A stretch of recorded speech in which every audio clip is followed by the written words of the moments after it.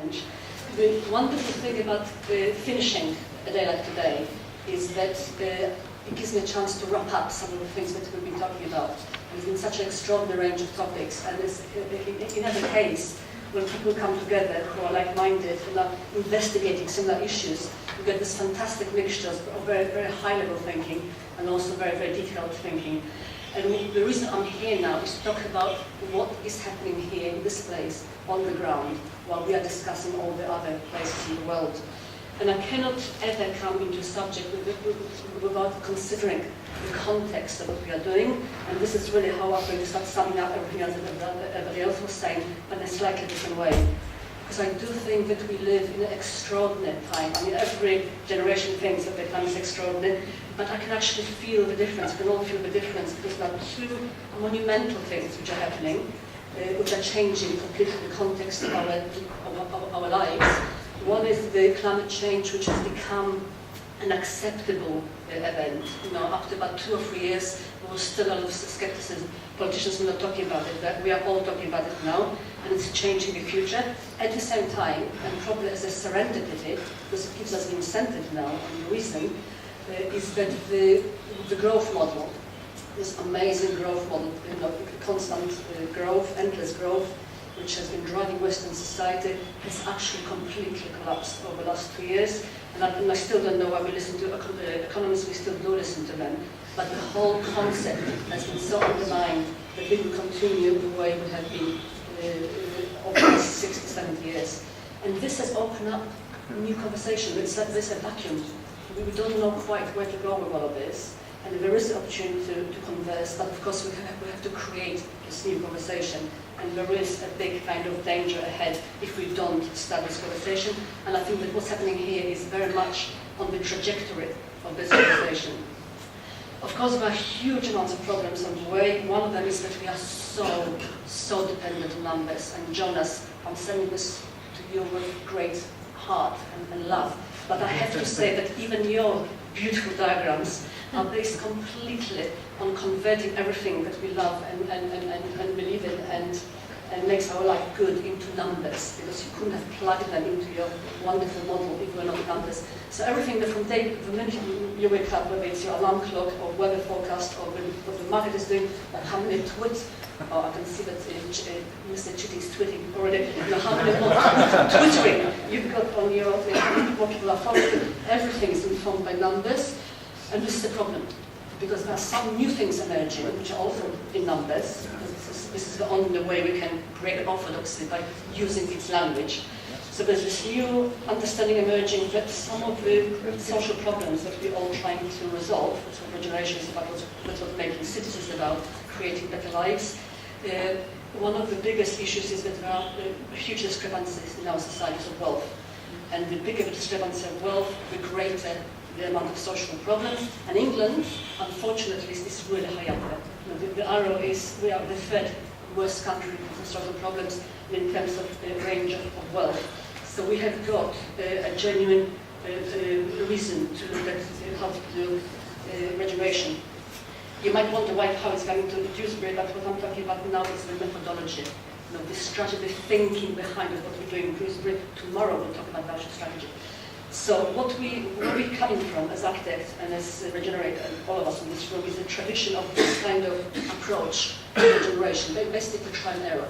So we had a period of iconic structures, with huge amounts of money invested, and we couldn't quite sustain it. So the land around was sold to the highest bidder, and this is of course the Gateshead and Sage, now surrounded by very, very cheap developments.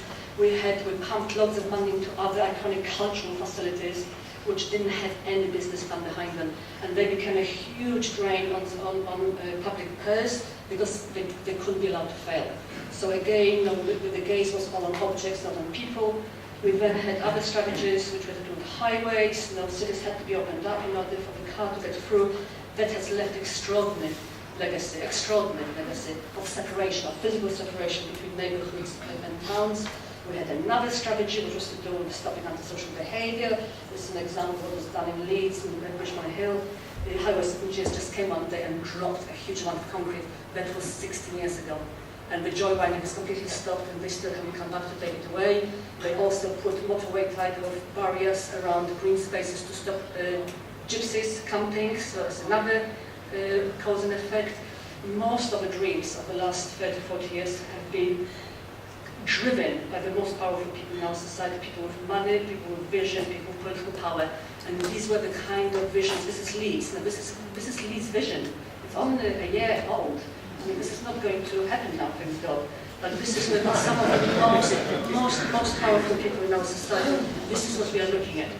And of course, this is what contributes to the extraordinary difference in wealth. This is only 10 minutes walk away from the tower I just showed you. Now, this is Richmond Hill.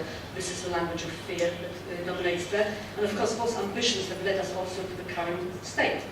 So, as we were coming into this project, I'll just skip through this. These are some other visions, which you might recognize or not.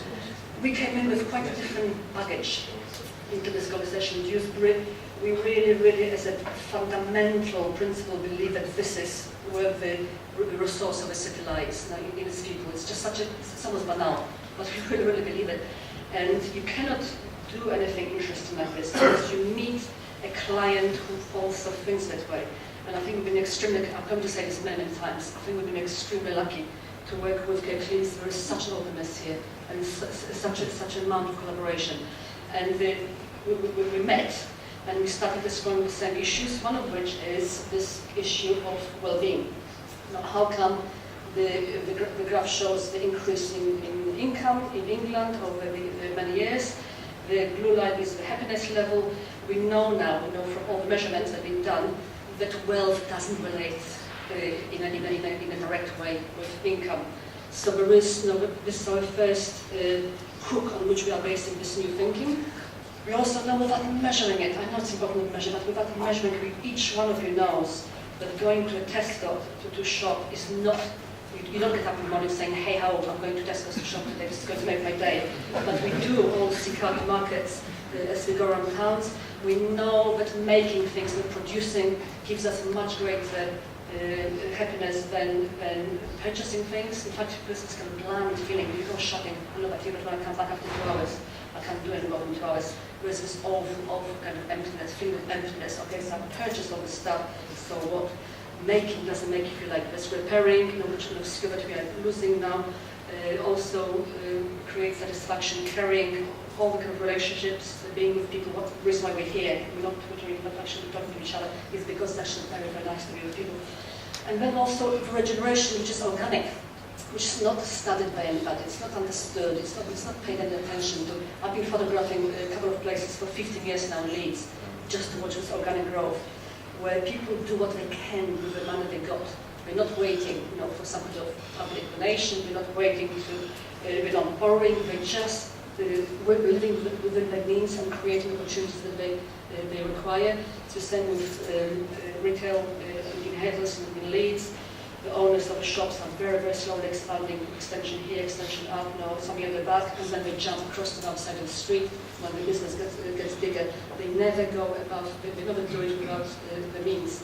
And of course, another joy comes from taking a stance, having a view, not just standing by and accepting everything that comes, coming together, of course, and just pure joy, just pure joy of being together.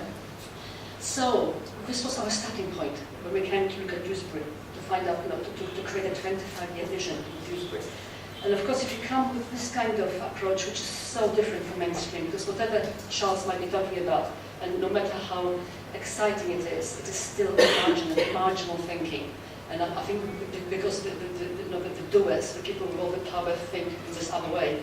And we find ourselves very, very alone when you try to bring these new ideas in. But because of this new conversation, I think this is now possibly going to become mainstream. We're probably going to be very sick of pop-up places very, very soon, because they are popping up absolutely all over the place. So this is